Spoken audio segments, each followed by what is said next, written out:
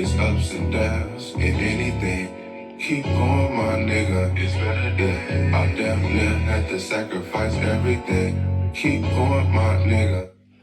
It's ups and downs in everything, and this has been a roller coaster week. Oh my God, oh my days. But before we get started, make sure you like and subscribe. If you're catching us on the YouTube, make sure you follow us on the socials. If you're catching us on the Instagram, that's also the Twitter. Listen to our audio podcasts for Apple and Spotify. Support the brothers. We're just trying to make it. Oh my days. But with no further ado, let's get started. Our number one riser, is that boy KD. Easy money sniper. Slim Reaper. And he showed me something that I was skeptical about regarding KD. Can he carry a team on his lonesome? Can he, take on more responsibility and still be that guy, still be that scorer, still be that effective? And boy, that game 5 was a game 5 for the ages.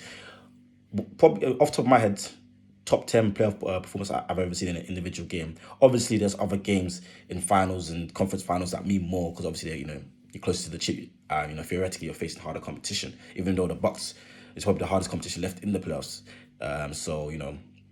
But wow, what a performance. But before I get into game 5, like I said, for 3.5 games when Kyrie went down, he carried them boys. He carried the Nets on his back, on his skinny ass back. Game 4, he was a bit shackled. They were playing physical defense. The refs let it go. Shout out to them. Because I want to see real defense. I appreciate defense. Defense wins championships. But at game 5, hear the numbers: 49 points, 17 rebounds, 10 assists.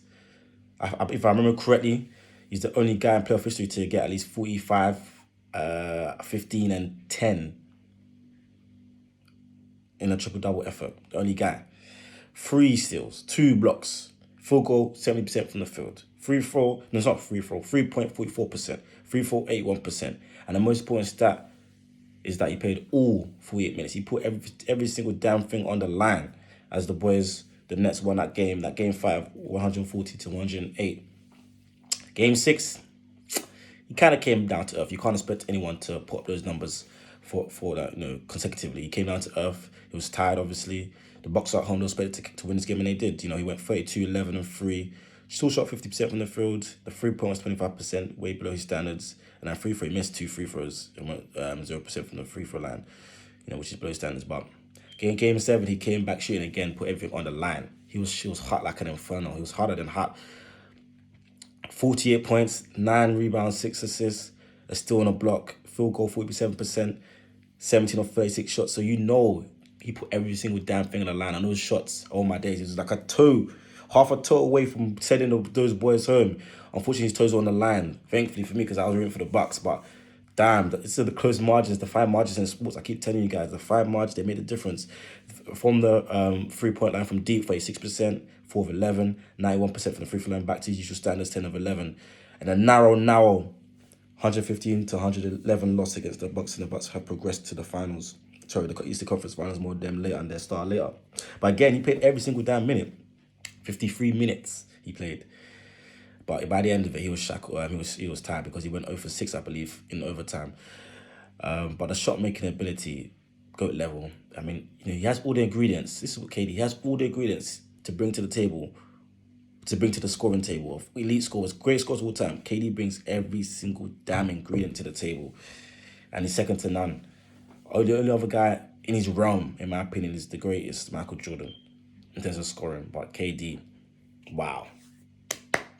Wow, KD. But from KD to his counterpart in that series, still keeping it basketball, still keeping it in the Bucks in the next series, we go to one Giannis Antetokounmpo. Naja know they carry last. My guy finally produced his playoff signature moment with that baby hook over KD in overtime. Finally. He backed him down. He took his time. He had the physical advantage. Got him into the paint. Baby hook over him. Shout out to Giannis, because when it comes to clutch time, there's question marks about him because obviously he can't really make free throws. Doesn't really have a go-to shooting game. But he came up, and that was to equal the game, I believe, like 109, something to that effect, before Chris Middleton came and won it with a perfect fall-away jumper. Whew, that little spin. Wow. Nah, Chris Middleton's cold. When he's on it, he's cold at home at least. But yeah, for last week, he made up for his game 5 fumble because he literally fumbled the ball. Chris Middleton put the ball into his hands. He could have gone up quickly for the dunk or effective for the dunk and would have tied the game. But a bit like what Ben Simmons is going through, Ben Simmons is on the complete other end of the scale. Giannis is, we're still on that same continuum. Giannis kind of rushed the shot because he was afraid of going to the free throw line. I mean, away, he's getting booed. They're giving him violations. The crowd are counting down the seconds of how long he's taking to take a free throw. I mean, damn, there was real pressure and he fumbled that. But he came back. I mean, even in game 5, 34, 12, 4, 1 and 2 blocks, 64% from the field, 50% from free, 57% from free throw line, which for him, just your way is not too bad. Like, he can get to the 60s, 70s. I always said, if you honestly get me 70% from the free throw line, 30% from free, then yeah, wow, you got the best player in the game. But yeah, game 6 and 7, they were the biggest games of his career to date. They were legacy games for him because the Bucks have been a contender now for the last 2-3 years, and they've been dusted. They've been bounced in terrible fashion. But he rose up to the challenge. He stayed aggressive. I believe in game 6, no 3-pointers attempted, which showed you that he was living in the rim. He wasn't afraid. He was unafraid of going to the rim, where that's where he gets his real estate, and potentially going to the line. He was unbothered because in game 6 he went for 30, 17 rebounds and 3 assists, 60% from the field, 60% from the free throw line. That's more like it. But in game 7, because if they lost this game, they're going to look at Budenholzer's going to get fired, which he should do anyways because he's not fit to manage this team because he's a fool. But, more on Budenholzer later. The front office, there'll be question marks on them. The roster, okay, Giannis is signed. They signed Drew Holiday, and I think Chris Middleton signed last season, something to that effect. So they can't really have much maneuver with their big stars, or the best players, but there would have been changes made, and it would be down to him, and he would have caused a lot of change because he didn't perform as well as he can and should do. But yeah, game 7, 40 points. I think that's the second highest point scoring total in the playoffs. 13 rebounds, 5 assists, 63% from the field, 33% from the free. He took 6 shots. I said, if he gets to 30%, fair enough. So he gambled, he paid off.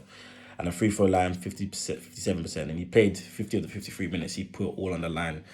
Literally, he was exhausted. But, from Giannis, we go to the other guy coming out party, Terrance the man. I'm the man now, was the man then. Word to Miguel, her both a man. I would give you a quick little intro of that song. But, the last time I done that, I got done by those people out there. What's it called? When you play songs that you shouldn't be playing, basically. The words escaping me. I got done. But yeah, Kawhi who, Kawhi where? It was gone. I mean, Kawhi was gone and he stood up to the challenge. He was the next man up, and he most definitely was the next Terrance Mann up. Game 4, played only 15 minutes, 3 points, 4 rebounds. Game 5, now starting, obviously requires absence, 13, 2 and 2 and 2. That being the last 2 being 2 steals. 50% from the field, 20% from free, 80% from the line, played 25 minutes. So it's slowly, gradually getting better. So I got done by copyright. That's the word I was looking for when I played the song before a few episodes ago. Game 6 was his coming out party. He came out and he showed up and showed out. My oh my. We went for 39 points, 2 rebounds, 1 assist and 2 steals. Shot 71% from the field, 70% from the 3-point line, and 100% from the free throw line, playing 36 minutes. He made a difference. He stood up, and he made the difference where obviously Kawhi's contributions was missing. From the risers, we go to the fallers. My number 1 faller is Harry Kane. I'm sorry, HK. See, I'm the only one that calls this guy kind of one of the only few people, but now everyone's starting to do it because it's undeniable what he's doing right now. He seems off the pace. He's their captain, obviously. He looks lethargic. He's got subbed off in both games, which is almost unheard of for him, unless he's injured. He keeps dropping so deep, so too deep. So maybe there's a bit of chemistry issues there. Maybe he doesn't really want to get behind, take the physical damage with the centre-backs, physical battle with the centre-backs because he's tired. But he needs more urgency and energy because England can't dream to win this competition if Harry Kane's not firing, and they can't really dream to get further than the semis if Harry Kane, their best player, is not firing. So it's crazy, but I wouldn't get onto him too much as well. I would, but just give a little reprieve. England's rigid approach especially against Scotland, is a bad mix for Harry Kane. Because Harry Kane is in this kind of slump in this form, current poor form. He needs runners around him, people to come around him, give him nice little touches, 1-2s. He needs options, and he's not really getting that right now, especially in that Scotland game. But he has hit back against his critics. He came out and said there's no fitness concerns and transfer speculation. Most recently today, or yesterday rather, Man City have bid 100 million plus some players that Tottenham can take. But Harry Kane came out and said that's not an issue. But don't tell me, show me. Don't tell me, show me. That's what they say. Actions speak louder than words. Harry Kane, I need to see it, boy. I need to see it. From football, we go back to basketball. Joe Harris. Joe Harris is a champion, He's actually a champion.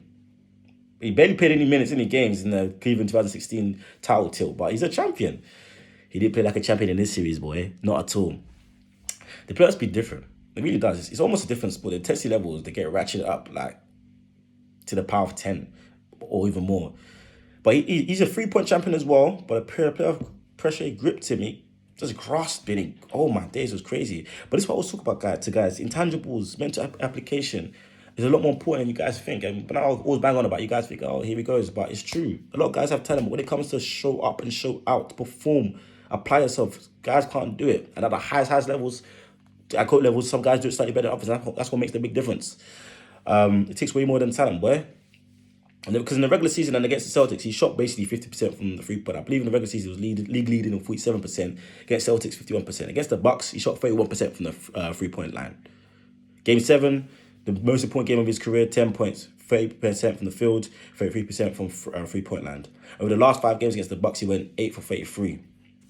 What are you going to do with that? What's KD and them boys going to do with that? They need someone to make an open shot. You can't make it. That's 24%. He had a chance to redeem himself with an open 3 late in Game 7, overtime, and he ripped it. He absolutely ripped it. Like the thing that you do best, why you get paid the money you do, making 3-point shots. Because everyone's talking about him being the fourth guy on offense. Open shots, this, open shot, that. Playoff, that cauldron. It can cook guys. Even the greatest can get cooked in it. LeBron got cooked in 2011. It can really cook guys. Gosh. But final faller and the biggest faller, I might even put him as the thumbnail for this because this boy crazy. Benjamin David Simmons. A lovely biblical name there. But that's the reason I'm kind of wearing the all black today, because I'm going to mourn the process and Benjamin Simmons' time at Philadelphia 76ers. Let's give him 10 seconds because that boy gone.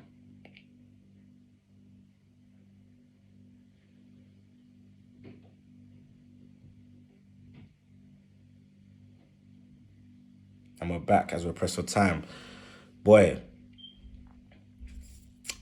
that boy, only God can deliver him, literally. Only the Lord can deliver him from what he's going through, because, and it's only going to get a bit worse because he's going to be beating himself up during the off-season, and the 76er fans, they're going to be on his neck. Only God can deliver this man. Only God can deliver this man, literally. But because mentally and psychologically, he's finished. He's finished with the 76ers. They should trade him. He needs a fresh start. He needs a fresh scene. Change the team that can make a big difference. Because mentally, I always say it's the most important thing. But he's gone out there. The biggest part of his game, attacking the rim, he doesn't want to do because he's scared of going to the 3-point line. So the free throw line. He's scared to attack the basket. He's missing up dunks over Trae Young. He's passing the ball, and because of that, it's costing them the games. They're less effective. He's shooting 34% from the free throw line for his playoffs this season. That's the worst for guys that attempted at least 70 of those shots. The worst in playoff history, worse than Shaq, Benjamin Wallace, centers of that effect. And this is another terrible stat. He only attempted 3 total shots across all of the 7-game fourth quarters against the Hawks, and none in games 4 to 7. And he didn't attempt none in game 2. The guy is afraid, and he's just gone. He's just mentally gone. It's crazy. It's crazy. And he didn't even average 10 points in this series. He was down from his usual average of 15. And, like I said, coaches, Stock, and Embiid will get onto him in public. And maybe that's what he needs. Instead of, protecting him all the time, if that's not working, you got to try to decide different, They say only a crazy man does the same thing multiple times and expects different results. You got to try something different. But, with that being said, it's your boy Mello. Rise and Fallers, TMG. Make sure, run us up. Let's get it. I'm out.